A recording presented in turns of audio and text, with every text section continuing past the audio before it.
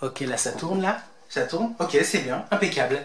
Bon, mes amis, mes saumons, je profite de ce mois de juin, le mois qui célèbre les droits et la liberté envers la communauté LGBT, pour vous parler d'un roman que j'ai lu et qui m'a profondément touché. Avant de rentrer dans le vif du sujet et en tant que chroniqueur littéraire ici sur YouTube, je tenais à vous dire que si vous voulez davantage de lecture concernant le milieu LGBT, eh bien vous pouvez le retrouver dans le Love is Love Reading Challenge. Ce challenge a été créé et mis en place par mon cher ami Maël de la chaîne L'Ange Sauvage. C'est un jeune homme adorable et qui est très spécialisé dans le milieu littéraire orienté LGBT. Il réalise beaucoup de vidéos autour de ce sujet et cerise sur le saumon, il a même publié son premier roman catégorie LGBT.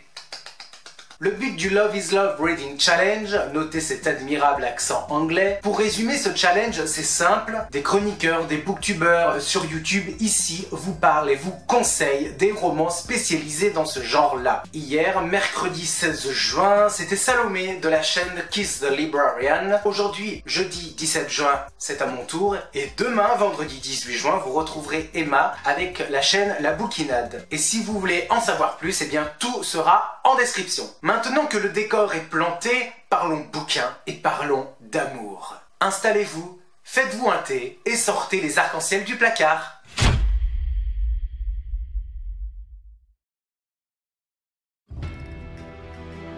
Nous devons apprécier notre sexualité pour ce qu'elle est, sans jamais nous sentir inférieurs ou coupables.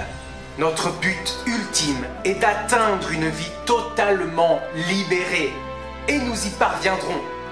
La vie rêvée des hommes, publiée aux éditions Albin Michel et écrit par François Roux, nous offre dans ses 300 pages un merveilleux message d'espoir, de liberté et d'acceptation de soi. Le roman commence en 1944 en plein Paris. Au milieu du silence et de la tristesse ambiante des habitants, quelqu'un sort dans la rue et hurle « Vive la France !» Petit à petit, une foule se rassemble et explose de joie. Une page historique se tourne, Paris est libéré et le meilleur reste à venir. À quelques pas de cette liesse et dans un appartement de la rue du Berry, deux soldats alliés, un Français et un Américain, ont fait l'amour dans une émotion tendre et particulière. C'est samedi, il fait chaud, et ces deux-là, Paul et Stanley, sont amoureux fous l'un de l'autre. Seulement le climat guerrier qui règne encore en Europe est loin d'être dissipé et il faut tout de suite retourner au front. Les années passent, ils se séparent, chacun ensuite pense à l'autre et à leur relation passionnelle,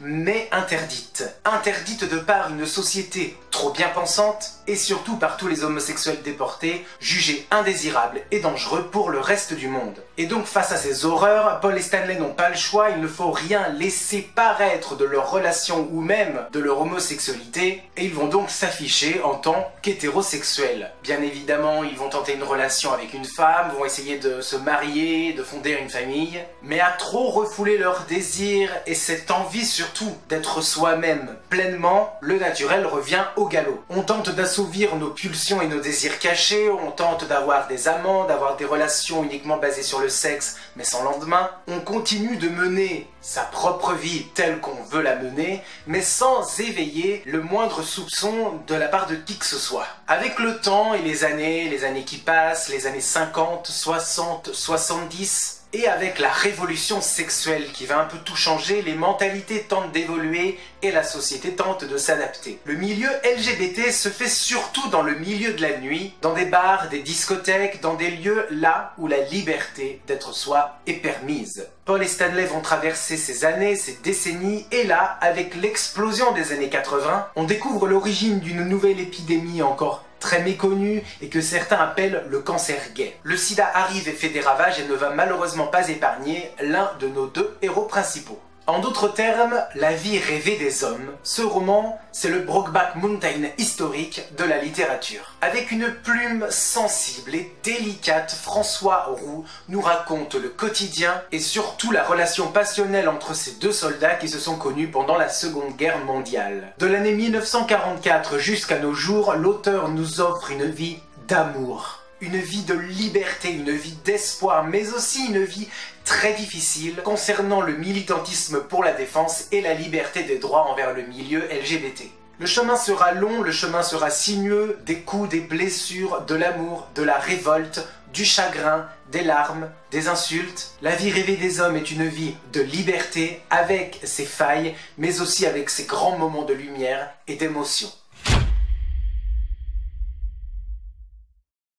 Si j'ai voulu accepter ce challenge et vous parler de cette chronique spéciale du coup roman littérature LGBT, c'est parce que je trouve que le milieu LGBT en littérature est pas suffisamment représenté et mérite qu'on s'y attarde davantage, puisque ça nous fait justement connaître de belles pépites. Et avec La vie rêvée des hommes, croyez-moi, vous allez passer un très très bon moment de lecture. Et je ne vous cache pas qu'en refermant ce livre, voilà, petite confession, j'ai eu qu'une envie, c'était d'aimer le monde et de le serrer fort dans mes bras, d'aimer les gens. C'est un roman qui donne envie de vivre, tout simplement, qui donne envie d'aimer. Peu importe ce qu'en pense X ou Y, on s'en fout ça.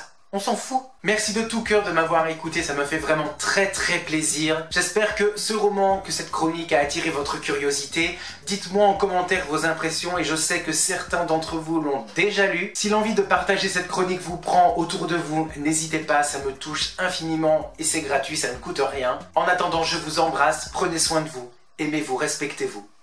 À bientôt!